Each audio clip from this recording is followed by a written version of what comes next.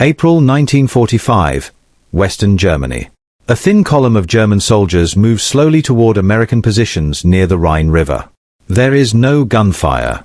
No tanks rumble in support. No artillery barrage precedes them. Their rifles are gone. Their helmets hang loosely at their sides. Their hands are raised, but not empty.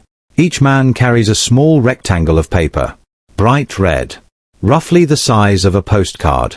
They grip it carefully, as if it were fragile or sacred. Some fold it into jacket pockets. Others hold it out in front of them like a passport. Among the soldiers, it has earned an unofficial nickname, the life ticket. Printed on that paper is a promise, a guarantee of survival. And by the end of the war, 3 out of every 4 German prisoners taken by Allied forces will be found carrying one. This is not the story of a bomb, a rifle, or a tank.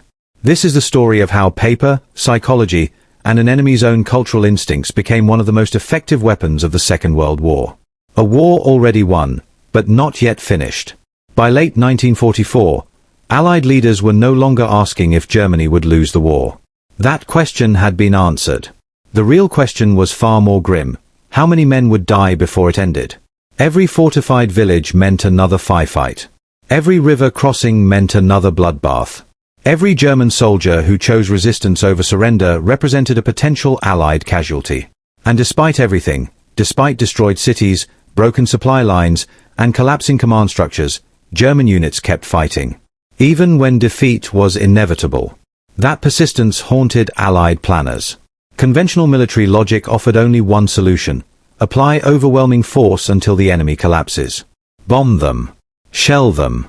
Grind them down until surrender becomes unavoidable. But British intelligence believed there was another way. Not through firepower. Through the mind. The psychological weak point no bomb could hit. Years of studying German society had revealed something subtle, but powerful. German culture placed enormous trust in official procedure. Stamped documents. Formal authority. Proper paperwork. Even in chaos. Even in retreat. Even in defeat. A German soldier might doubt rumors. He might distrust broadcasts. He might even suspect enemy promises. But an official-looking document, properly formatted and formally worded, that was different. British analysts realized something extraordinary. If surrender could be framed not as cowardice, but as an authorized process, many German soldiers would take it. They didn't need persuasion. They needed permission. The birth of Britain's Invisible Army. The organization tasked with exploiting this insight was the Political Warfare Executive, or PWE.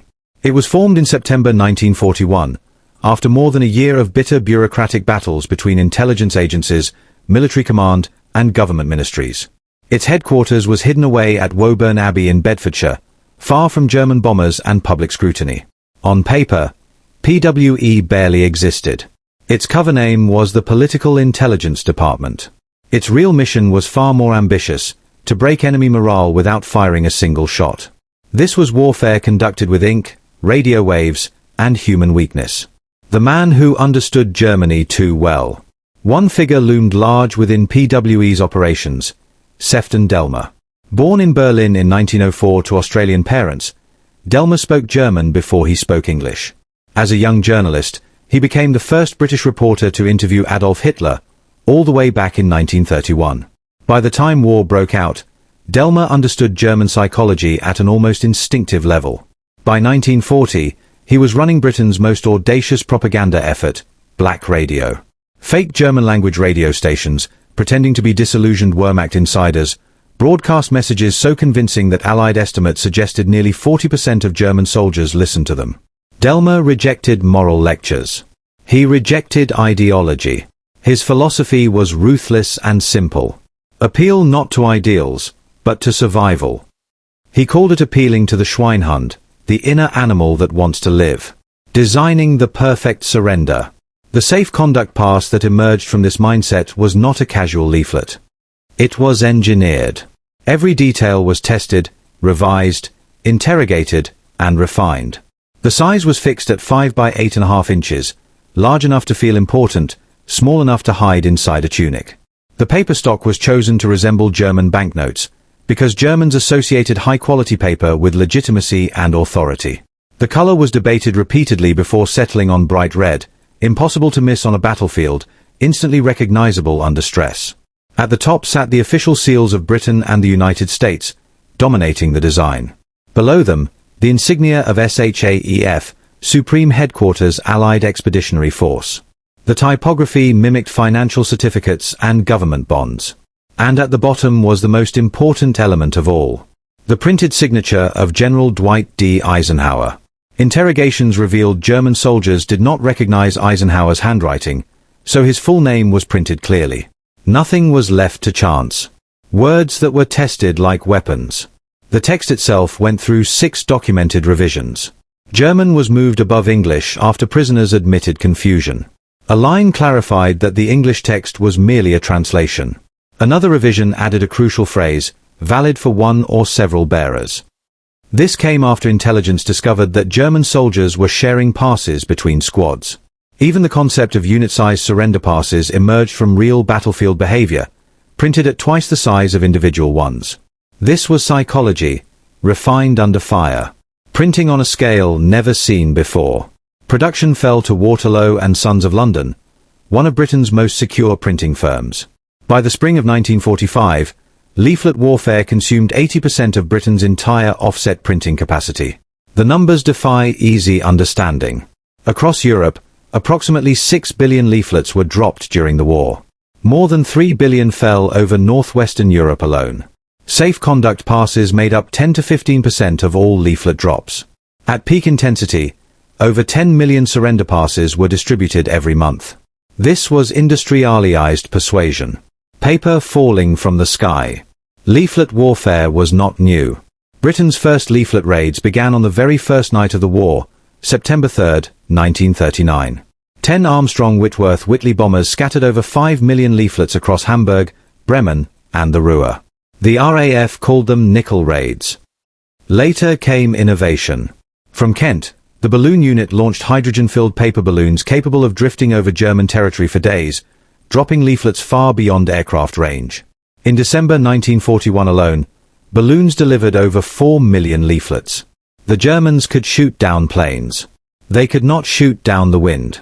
How the passes reached the front. By 1944, distribution became a science. 80% of leaflets were dropped by the US 8th Air Force, 10% by the RAF, 5% by fighter bombers during active combat. At the front lines, even artillery shells were modified to burst overhead, not with explosives, but with paper. 105mm and 155mm shells showered German trenches with surrender passes instead of shrapnel. The results no one could ignore. SHAEF's post-war analysis painted a stunning picture.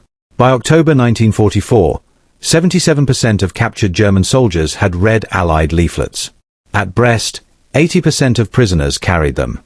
At Le Havre, 3 out of every 4 prisoners had one. One report described 3 soldiers surrendering with a single pass, each man holding one corner of the document while raising his free hand.